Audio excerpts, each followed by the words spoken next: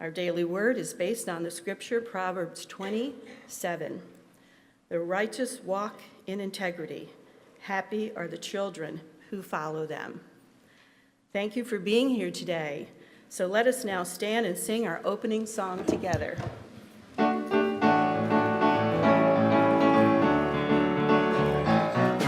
This is the day, this is the day that the Lord has made, that the Lord has made. We will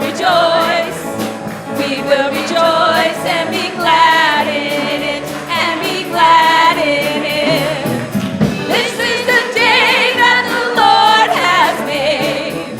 We will rejoice and be glad in it.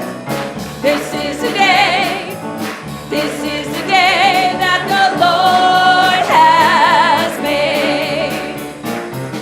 This is the day, this is the day that the Lord has made, that the Lord has made. We will rejoice and be glad in it, and be glad in it. This is the day that the Lord has made. We will rejoice and be glad in it. This is the day, this is the day that the Lord has made. Well, good morning. Good morning. That was great energy. That was great. My name is Eileen Chernow, and I am here again this week to be with you, and I'm very happy that you're here today. Whoever you are and wherever you are on your spiritual journey, you are welcome here. And as an open-hearted, accepting community, we aspire to the vision that's behind me, right? And that vision, let's read that together. We are a spiritual community of unconditional love. And to carry that vision forward, let us say our mission together. We inspire and awaken one another to a greater experience of God and life through the practical application of spiritual principles. Now, our opening statement for today is from Reverend James Trapp. I'm going to read it first, and then we'll read it together. I am here to reveal the glory and love of God. All I need is within me. I release whatever is blocking my good. Together? I am here to reveal the glory and love of God. All I need is within me. I release whatever is blocking my good. So now I invite you to stand and to greet everybody near you with a hug, a handshake, or a namaste.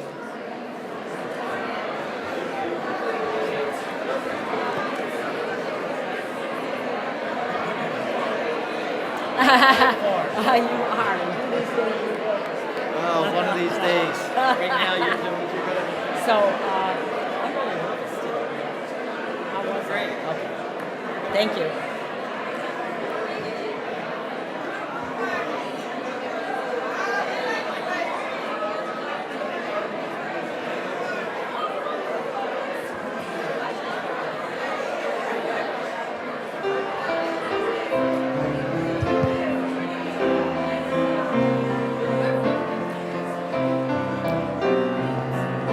Please be seated. Morning has broken like the first morning. Blackbird has spoken like the first bird. Praise for the singing, praise for the morning, praise for them springing fresh from the word.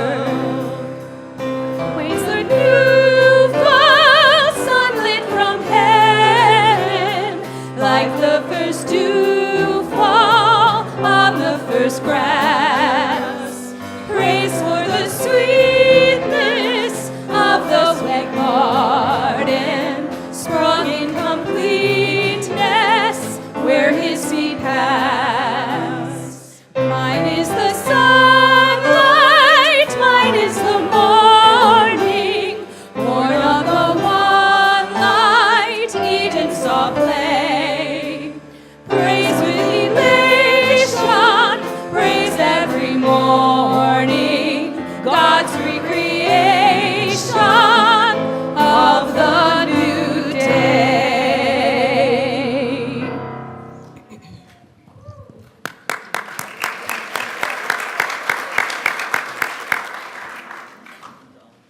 please welcome Carol Ann Santana Vandermeer, accompanied by Charles Fanara and our music team.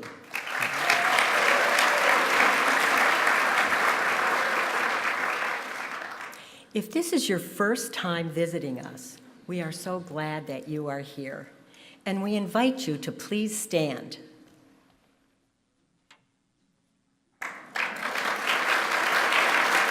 Remain standing.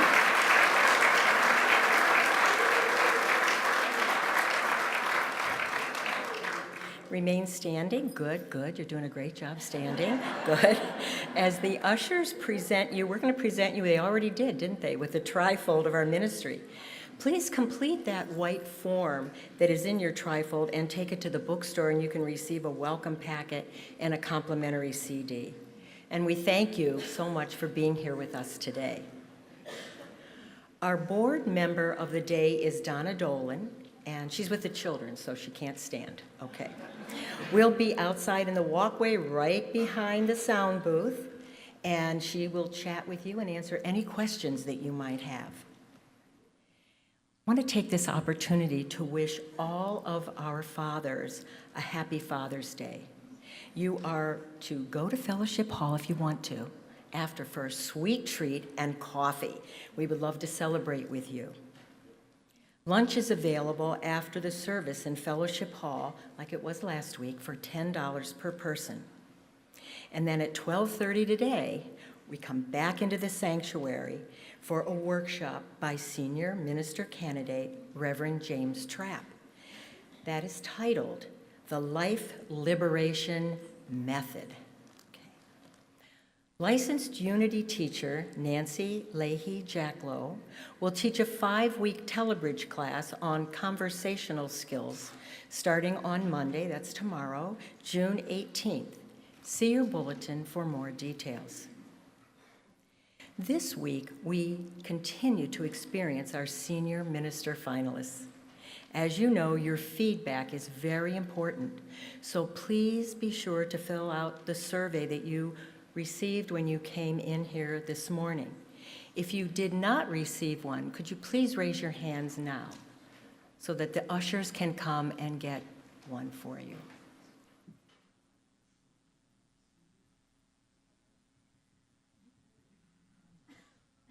You will notice that there are additional comments in this section of the survey, so your overall impression of our candidates is very important. Then again, at 12:30, when you come in here, you are going to get another one that you can fill out for the workshop. After the workshop, we will have a question and answer time with Reverend Trapp.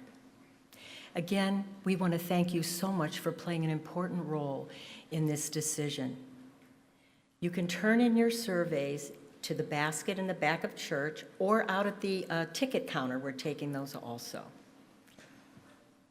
Our next senior minister candidate, Reverend Cherie Taylor Jones, will speak next Sunday, June 24th. The talk is titled, Who Are Those People? At 10:00 a.m. in our sanctuary. We will have lunch again, wow, available from the sizzle truck this time at 12:30 p.m. And we will come, well, right after service. And then at 12:30 p.m., we'll come right back in the sanctuary for her workshop entitled The Art of Allowing. Buy tickets at the bookstore today for the Sweet Liberty Cruise that is coming up Saturday, June 30th, and sailing at 6:15 from the city dock. I've been on it. It's fun. It's wonderful. If you have, sign up again, and if you haven't, please get into that bookstore and sign up. It's a lot of fun. It's a great way for us to be together. As you can see, as usual, there is a lot going on this campus. So for additional information on ongoing events, you have a lot going on in your bulletin, so please take it home. And you can also go to www.naplesunity.org. Now, I would like to call up Lisa Grenlow to introduce our senior minister candidate, Reverend James Trapp. Good morning, everyone, and happy Father's Day. On behalf of the Board of Trustees, Search Committee, and our entire congregation, it's my sincere pleasure to welcome to Unity of Naples Senior Minister Candidate, Reverend James Trapp. Thank you.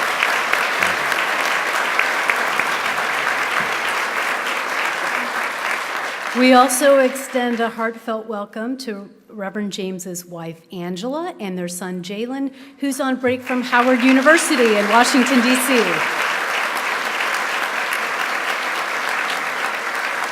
Thank you so much for sharing Father's Day with us today. Reverend James is one of the most well-known leaders in the Unity movement. He started his ministerial journey in 1994 at Unity on the Bay in Miami. And a special welcome to those of you who drove over to see Reverend James again. I know you missed him. As senior minister at Unity on the Bay, Reverend James grew the congregation from 125 to more than 1,300. He also He also helped grow revenues from $200,000 to nearly $2 million in the 11 years he served that community.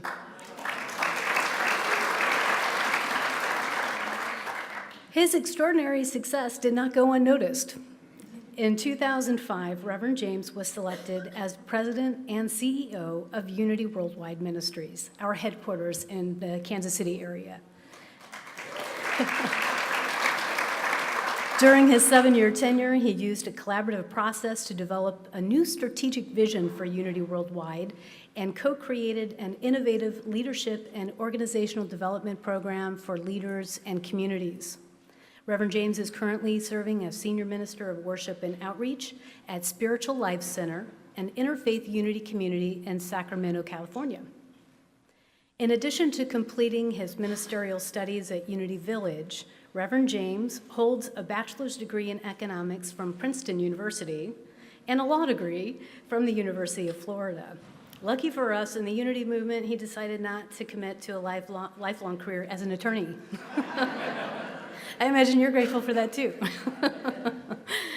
A few more of his accomplishments include the creation of this signature Unity pamphlet, Unity, A Positive Path for Spiritual Living, which Reverend James, you'll be glad to know, is available in our bookstore. And not only that, we apparently include it in our welcome packet that our new visitors get. He received the 2009 Humanitarian of the Year Award from the National Gay and Lesbian Alliance Task Force and earned the Key to the City of Miami for his contributions to that community. The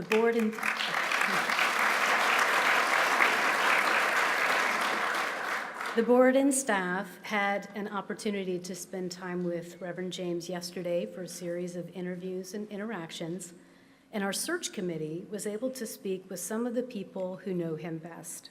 Here are some of the ways they described him. A man of character and compassion, able to build consensus through an inclusive, collaborative management style, a living example of unity principles, a powerful catalyst for transformation, an exceptional leader. Those are just a few of the things that we've learned and heard about Reverend James over the last several weeks. So let's once again welcome Reverend James Trapp.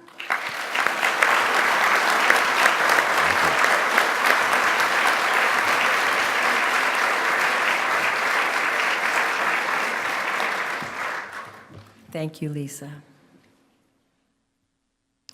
We don't want anyone to leave here today with a heavy heart. Should you need assistance during the week, our spiritual coaching team is always available.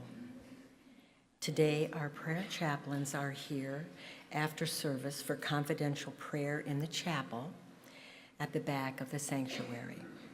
This is a wonderful way to receive spiritual support and to celebrate answered prayer.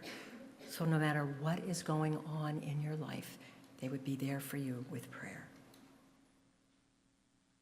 Now is the time in our service when we ask you to prepare for this time of meditation. So please turn off your cell phones. Set aside any objects or concerns that you may have brought with you today. Get comfortable in your chair and take a deep cleansing breath. And know that surely the presence of the Lord is in this place.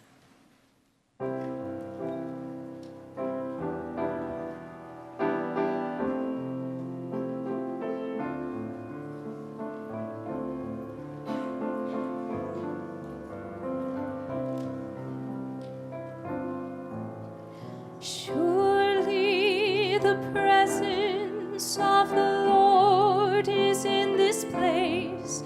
I can feel the mighty power and the grace. I can hear the brush of angels' wings. I see glory on each face. Surely the presence of the Lord is in this place. In the midst of his children, the Lord said he would be. It doesn't take very many. It can be just 2 or 3. And I feel that same sweet spirit that I felt of times before.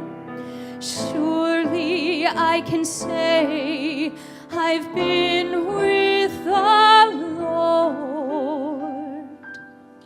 Surely the presence of the Lord is in this place.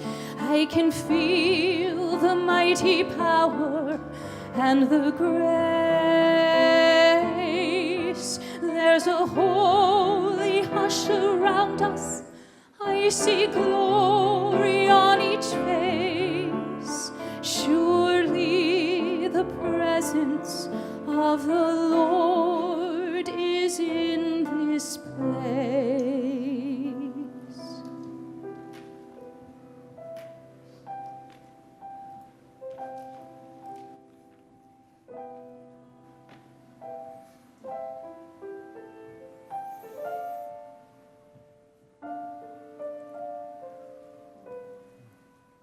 I invite you to continue to relax in this moment. And in this state of relaxation, you can let go of any concern that you may have brought with you today. I invite you to set it aside and be here and now, totally and completely.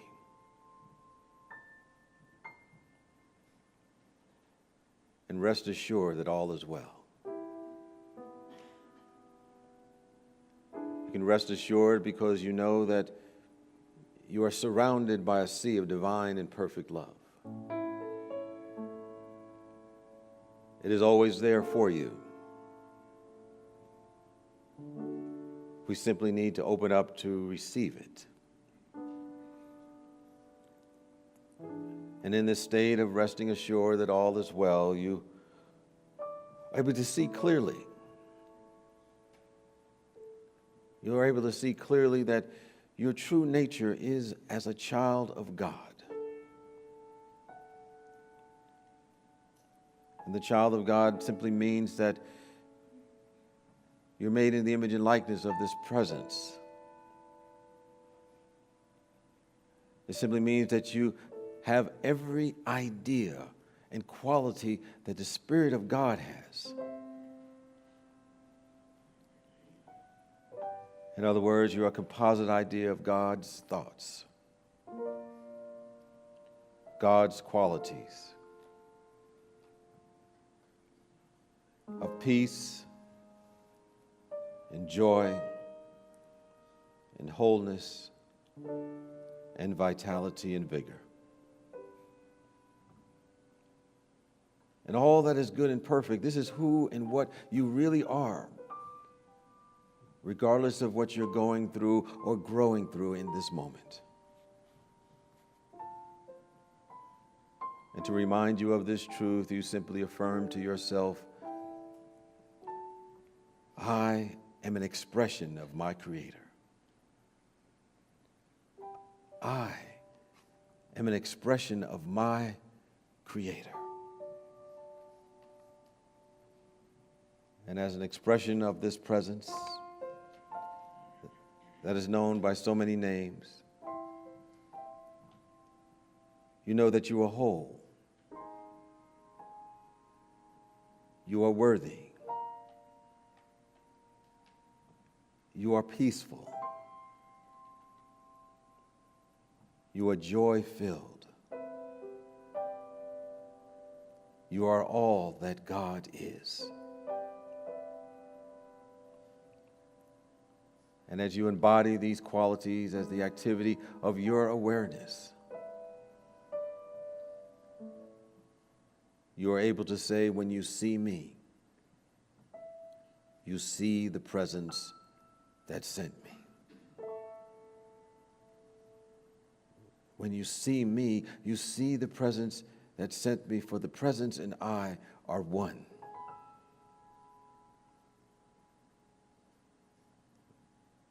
So let us embody that. Let's feel that within every cell of our body temple in the quietness for just a moment.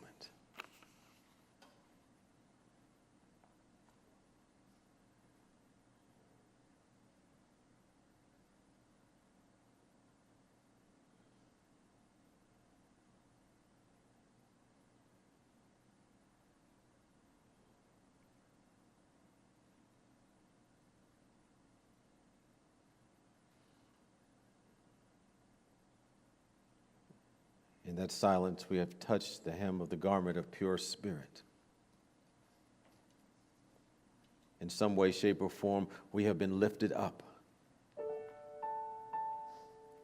And we know that whenever anyone is lifted up, because we're interconnected on that spiritual level, that soul level, we all are lifted up. For we are all one in the Spirit.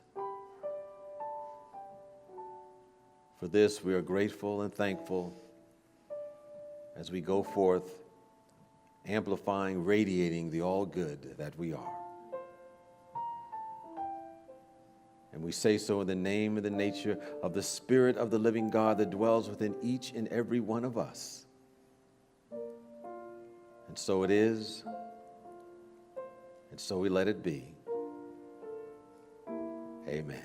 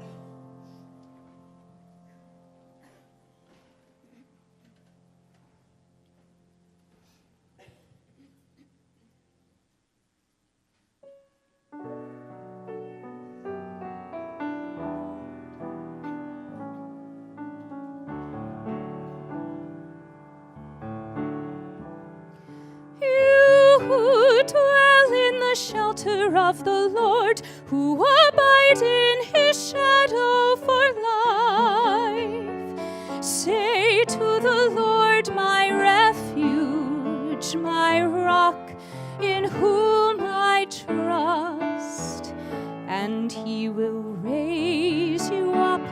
on eagle's wings, bear you on the breath of dawn, make you to shine like the sun, and hold you in the palm of his hand. The snare of the fowler will never capture you, and famine will bring you no fear. Under his wings your refuge, his faithfulness your shield, and he will raise you up on eagle's wings, bear you on the breath of dawn, make you to shine like the sun, and hold you in the palm of his hand. You need not fear the terror of the night, nor the arrow that flies by day. Though thousands fall about you, near you it shall not come. And he will raise you up on eagle's wings, bear you on the breath of dawn, make you to shine like the sun, and hold you in the palm of his hand. For to his angels he's given a command to guard you in all of your ways. Upon their hands they will bear you up, lest you dash your foot against a stone. And he will raise you up on eagle's wings, bear you on the breath of dawn, make you to shine like the sun, and hold you in the palm of his hand, and hold you in the palm of his hand.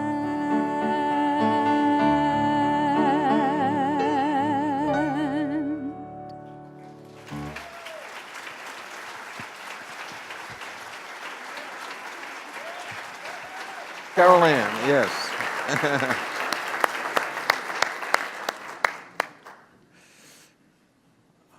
Thank you so much, Carol Ann, and your backup band over there. And also just happy Father's Day for those who are fathers or have fathers on some level or another. You know, I was thinking about, fathers and some folks who have never had that experience in their life. And many years ago, I went to Nigeria, and we went to an orphanage. And the orphanage had a number of children there, and they identified themselves as orphans.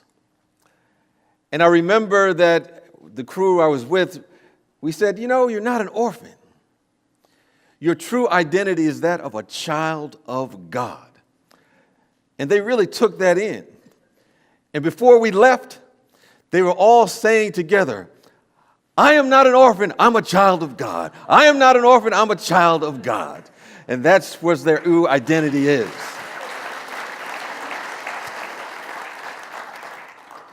As I was thinking about the presence of God, I thought about a story of a young boy named Little Johnny. You may know Little Johnny. Little Johnny was always getting into trouble. And he had gotten in so much trouble, his parents decided to send little Johnny to, religious school, hoping that he would fly right and get on the right path. And he went there, and he had been there for a couple of months.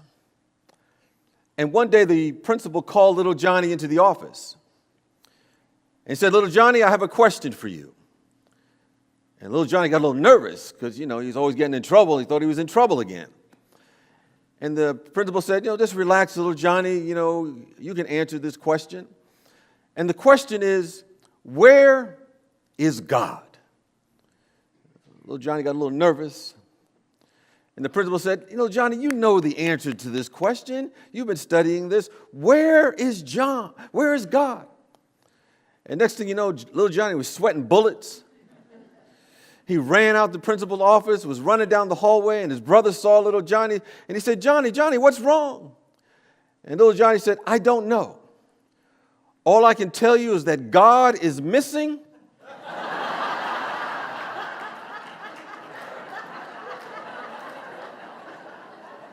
And they think I have him.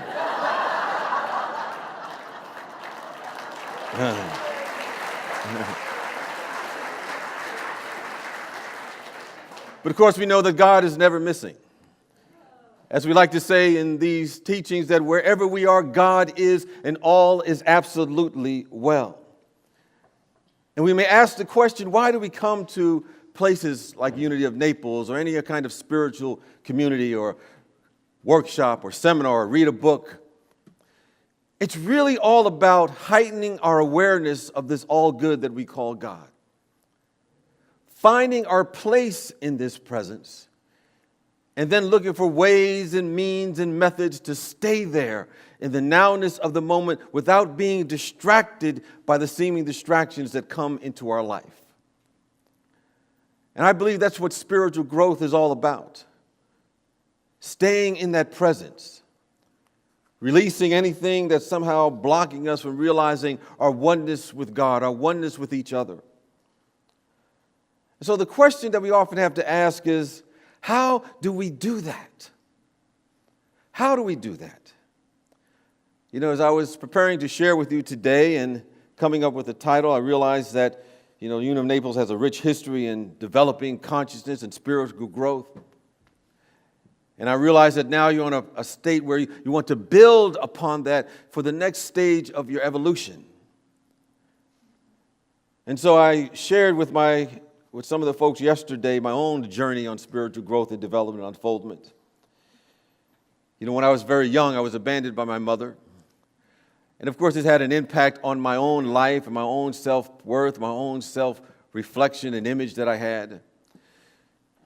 And to make the long story short, I was always looking for something outside of me to fulfill that void that is within me. But of course, whenever you get temporary satisfaction of anything outside of you, what follows that is dissatisfaction, because it's impossible to get satisfied from any external thing unless you are connected with what you really are. And so I realized over my life that there are certain things that we can do to grow. And one of them is, I came with the title of, actually wrote down guidelines to growth, but for some reason, my hand wrote Godlines. So I said, that's a good title. I think I'll use that. Godlines to growth. And of course, when we think about growth, we think about developing and unfolding our soul, so unfolding our truth. And what we really do is unfurling that which is already there, that which is already within us.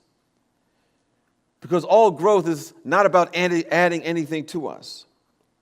It's about removing anything that's blocking or hindering the realization of who and what we really are. Or as Ralph Waldo Emerson said something to the effect, we need to get our bloated nothingness out of the way so the divine circuits may flow. And so this morning, what I'd like to do is just identify some things that maybe individuals go to create blocks in their life, to create discord in their life, that are blocking our own good. And I want to have a little fun with it today. I always say that, when we come to a spiritual community, I believe that, God should be a God of joy. And if you don't have a God of joy, get another God. Get another God. So we're just going to have a little fun with it this morning about what are the things that are blocking our goods. Because I said, let's listen up. Because if you really want to block your good, you really want to create a lot of discord in your awareness and prevent yourself from hearing and recognizing the divine melodies of spirit that are within you, this is what you want to do. It's okay. I would say we always have a choice. It's always a possible way for a human being to be in their life. So I said, if you're going to do something, be good at it. Do it consciously. Some people are only blocking their good halfway. If you want to block your good, go all the way. Some people have an accidental alignment with their good, and then they get and have a good day for a moment, and then they block it a little bit more. No, if you really want to block your good, go all out. Be 100% good at it. So if you want to block your good, the first thing you have to do is create discord in your consciousness, is to be a good complainer.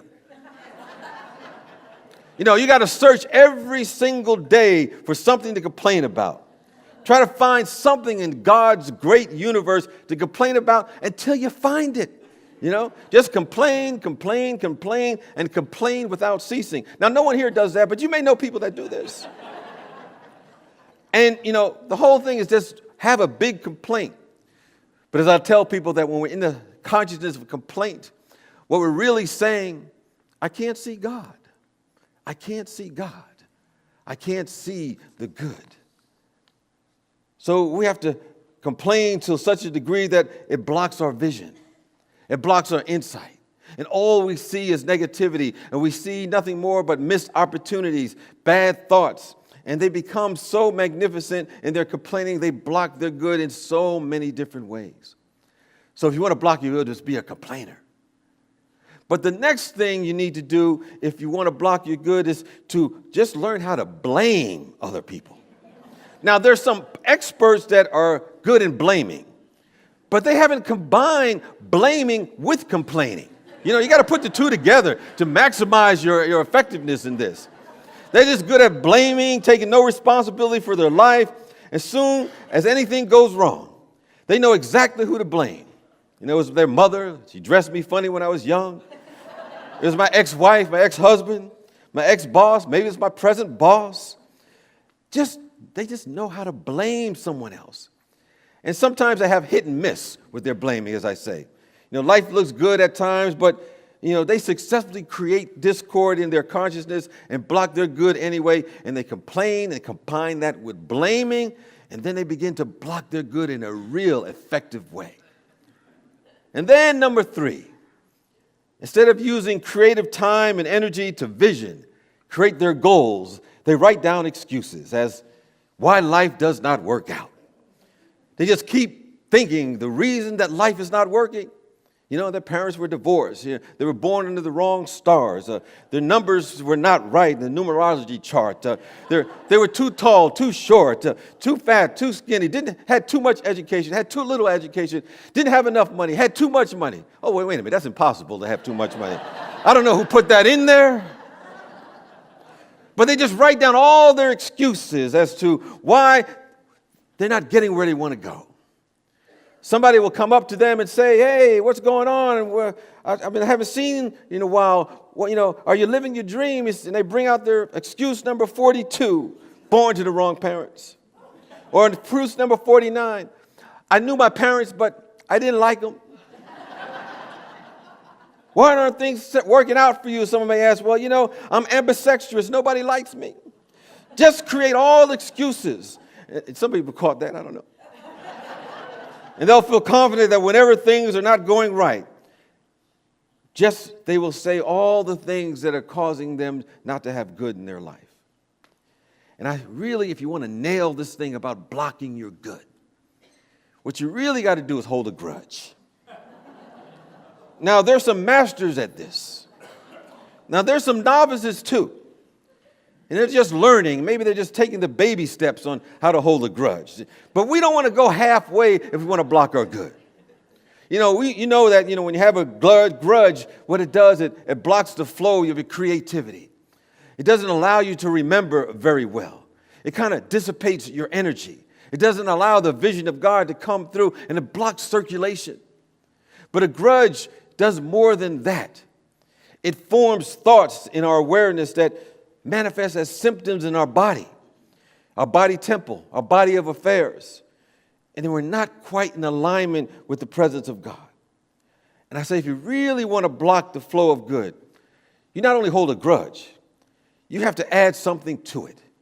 That whenever somebody's holding a grudge against someone else to their liking, if they really want to take it to the next level, whenever that person's name is mentioned, just roll your eyes. Oh my God.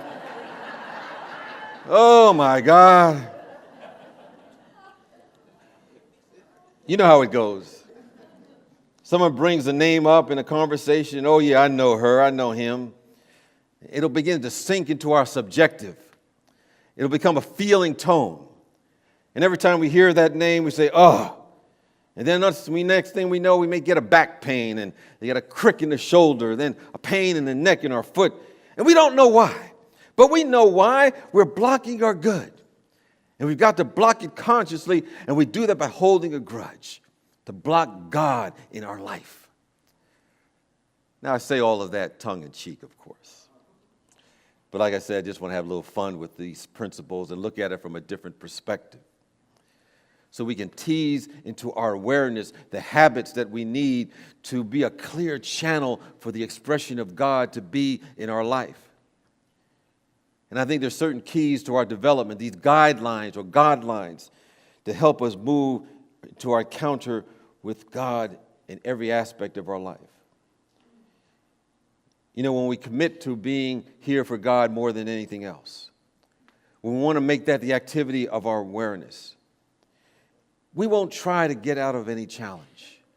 We won't try to dodge any circumstance. We won't try to hide from any problem. Instead, we will get to know how we can encounter this presence that we call God, and we will open up to the infinite possibilities that are always there for us. And there will be a melody, a song of freedom that will lead to vitality and vigor and all that's good. And we realize that we're not causing it to happen, because it's there already. All we're doing is making ourselves open and receptive to receive what is already there. You see, I believe that here is the secret to mysticism. Here's the secret to real spirituality. We live in something that's uncaused, because it never had a beginning. It always is. And the moment our attention is lifted to that frequency, vibrating with that presence, our life begins to work in a way we never imagined. You know, sometimes things are working well in our life, and people ask, how did you cause that to happen? But really, we did not cause it to happen. What we did is simply got out of the way of what was happening all of the time. We were stopping the good. We no longer were stopping the good from taking place in our life. I think when we understand that, we understand that we cannot use spirituality to succeed. You know, it's common today as we see the consciousness rising. Despite all the challenges that we're facing, there's a rising of consciousness that's taking place. There's an expansion of consciousness. And people try to use spiritual ideas and techniques to succeed, but this cannot really be done. And we ask why. A spiritual idea cannot be used. It is already there. It is already. All it's doing is waiting for a consciousness that's big enough, bold enough, courageous enough to be used by it. You are in that number. So we can be one of the pure in heart that's 100% here for a purpose, to reveal and demonstrate and express and embody these ideas that are present.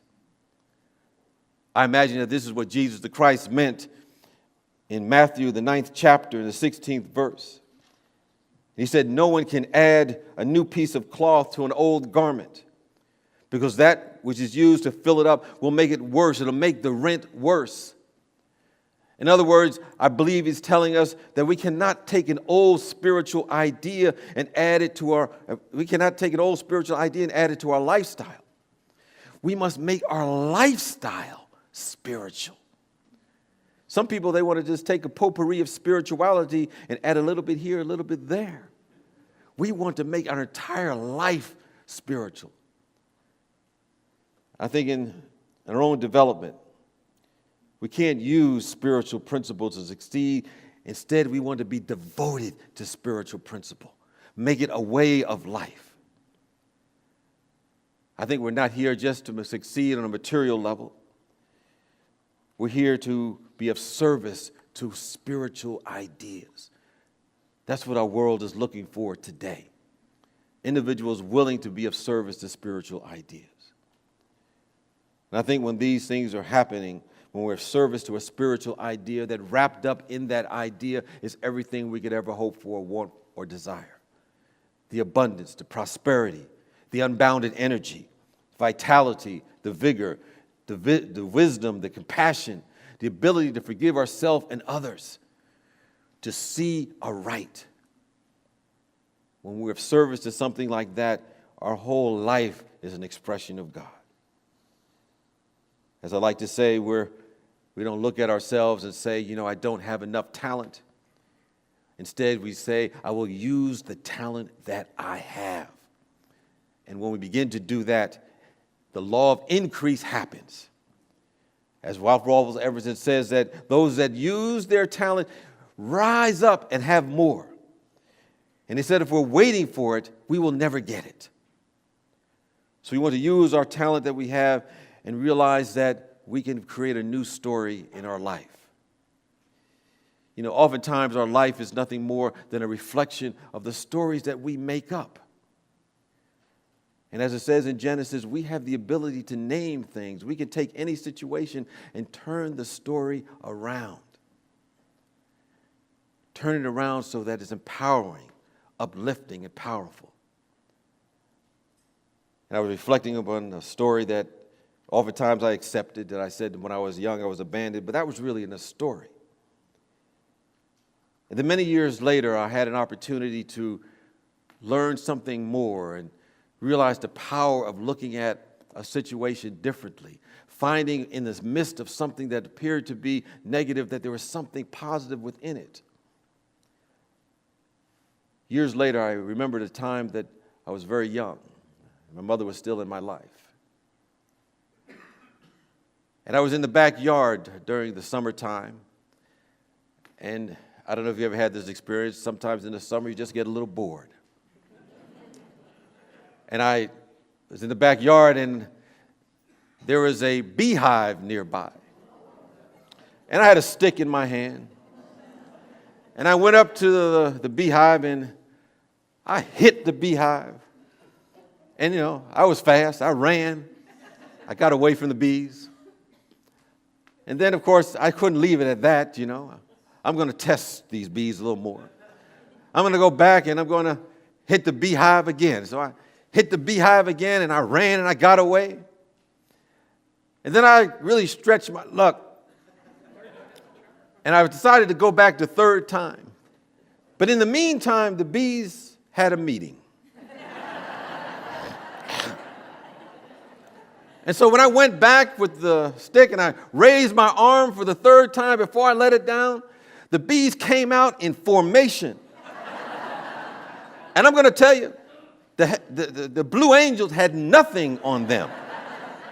They came flying at me, and next thing I know, I got bit on my neck and my head and ears around the eyes, and I was looking like, one of those guys in the Star Wars movies that, and you went to the bar and everybody's looking kind of weird. I would have fit right on in. I was all messed up like that.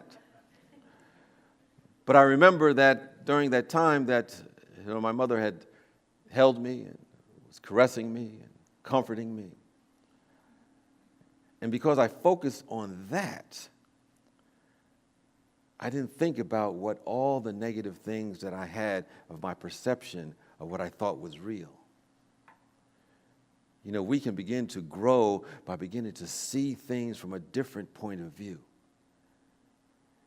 Prayer is a contemplation of the facts of life from the highest point of view. And as we begin to see things from the highest point of view, we begin to see things differently. And I think that's what growth is all about.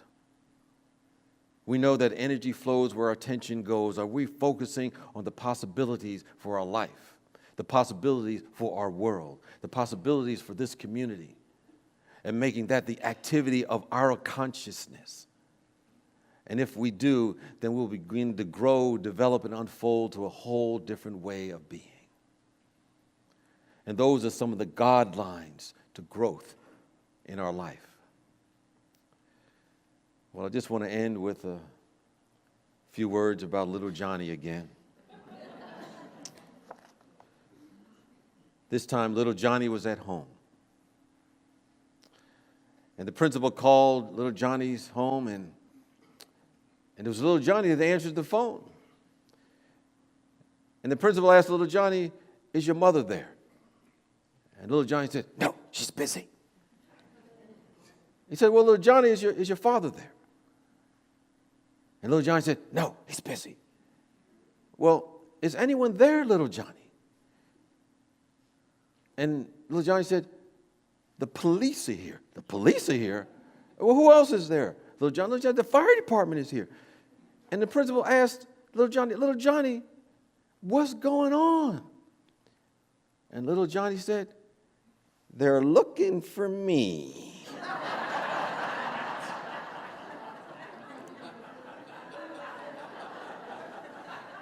I say that to say that the Spirit of the living God is looking for you to be the full expression of the presence and the power and the love of God that is so needed in our world and our communities today. God needs us to shine God's light. And so we have an opportunity, moment by moment, day by day, to be those vessels, to be those expressions, to be the expression of those divine ideas that's waiting for the consciousness that's big enough, bold enough, courageous enough to anchor them in our world. And as we begin to do that, we bring forth a little bit more of heaven on earth and begin to see ourselves as our highest and best expressions of who and what we really are. Is within each and every one of us. This is our commission, this is our charge, and this is why we are here. Peace and blessings to you.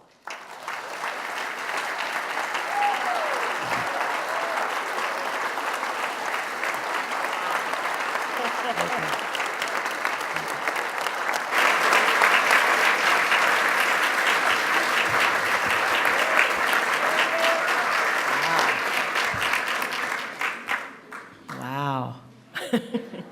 Thank you so much, Reverend Trapp. As the ushers come forward, let us take our tithe, our offering, our gift in hand with conscious awareness. In the very act of doing this, we are engaging in the most powerful of universal laws, that of giving and receiving. And as we bless these gifts, we invoke upon them with an open flow of abundance to us and to this spiritual community as we prepare ourselves to receive all the good that God has for us. So let us mindfully and gratefully affirm our blessing offering together. Divine love through me blesses and multiplies all that I am, all that I have, all that I give, and all that I receive. Thank you, God.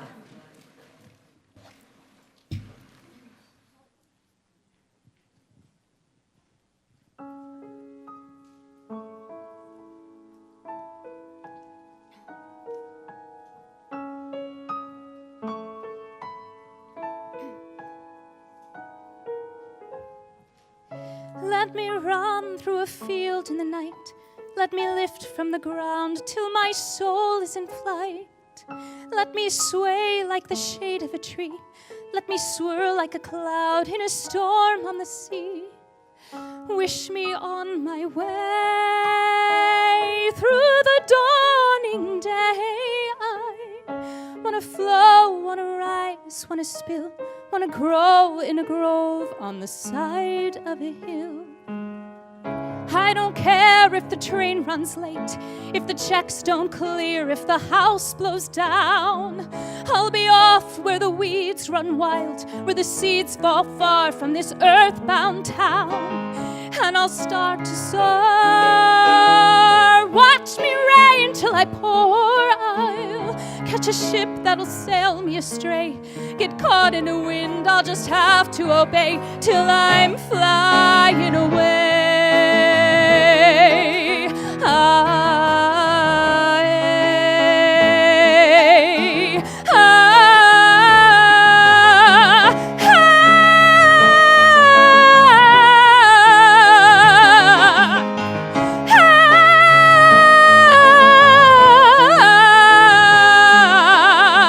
Let me leave behind all the clouds in my mind. I wanna wake without wondering why, finding myself in a burst for the sky.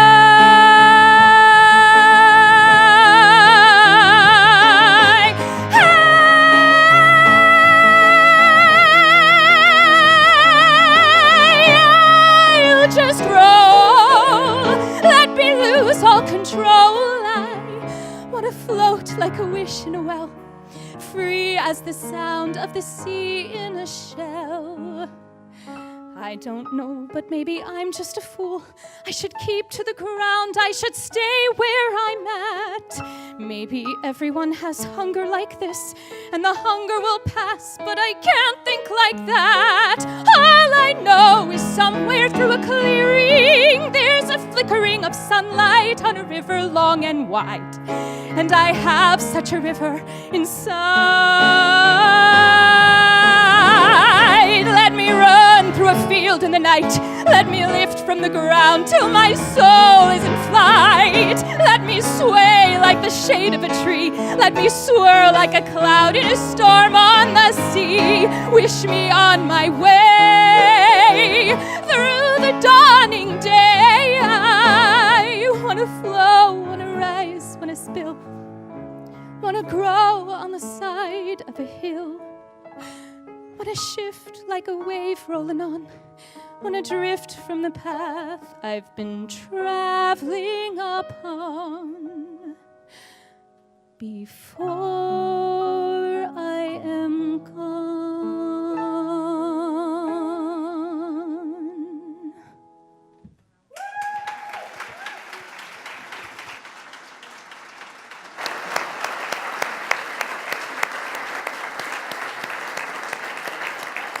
Down here.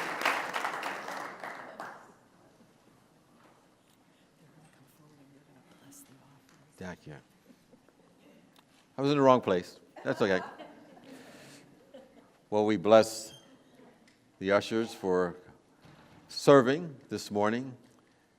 And we bless these tithes and offerings, knowing they're going to bless the givers, they're going to bless the receivers, they're going to bless this community. For we know that money, material, is nothing more than an extension of love or a shadow of love. So we extend that shadow of love everywhere that we go through our intention of supporting transformation for people in this community and ultimately our world. Thank you, God. Amen.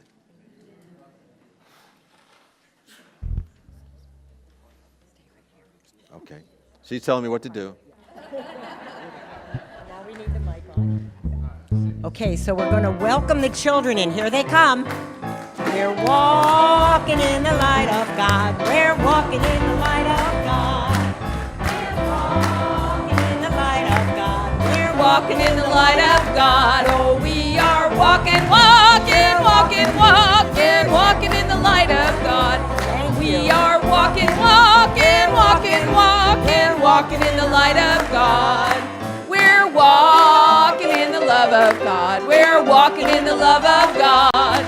We're walking in the love of God. We're walking in the love of God. Oh, we are walking, walking, walking, walking, walking in the love of God. Oh, we are walking, walking, walking, walking, walking in the love of God.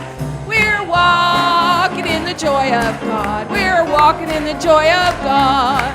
We're walking in the joy of God. We're walking in the joy of God. Oh, we are walking, walking, walking, walking, walking in the joy of God. Oh, we are walking, walking, walking, walking, walking in the joy of God.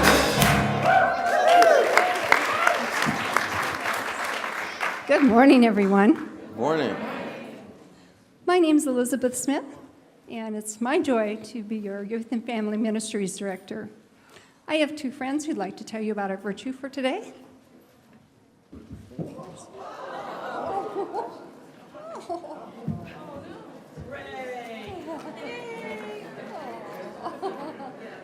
We have a lot of joyful energy today. First is Rayleigh. So in this story, there was a girl, and the dad was growing stuff, and he saw a snail, and the girl said he found a praying mantis, and he wanted his little girl to hold it. So she said that she can hold anything that's in his dad's hand. Okay, thank you. So we had a Father's Day story. The story was called My Father's Hands, and the little girl noticed all these things about her father's hands and the healing and nurturing parts of it. So our virtue today was joyfulness, and here's Ariana to tell us some more. Today for joyfulness, it's really good because it's connecting to Father's Day, because even if it's not your father, maybe it's your grandpa, those people probably always bring you joy. And our craft was to make a card for dad or grandpa or uncle or anybody who really actually brings you joy. And joyfulness is just a wonderful feeling, and I hope that everybody here gets to feel it once in their life, or maybe just like 1,000 times, because it's amazing.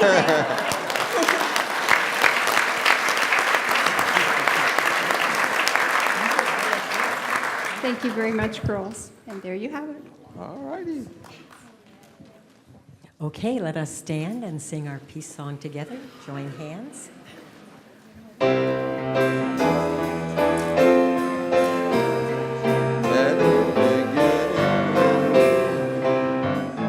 Let there be peace on earth, and let it begin with me. Let there be peace on earth, the peace that was meant to be, with God as creator, family all are we.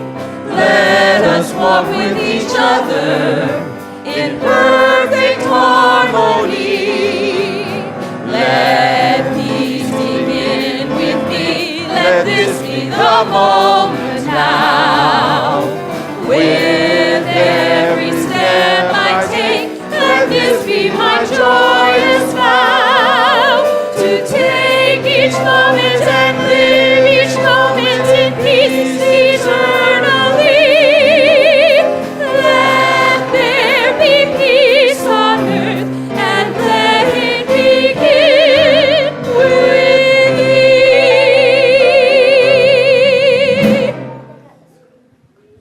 And before we say our prayer for protection, let us remember that we're here to grow, develop, and unfold, to be the very best that we are here to be, and to know it's already within us.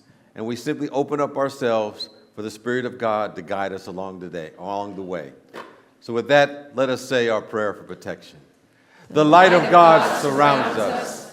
The love of God enfolds us. The power of God protects us. The presence of God watches over us. Wherever we are, God is, and all is well.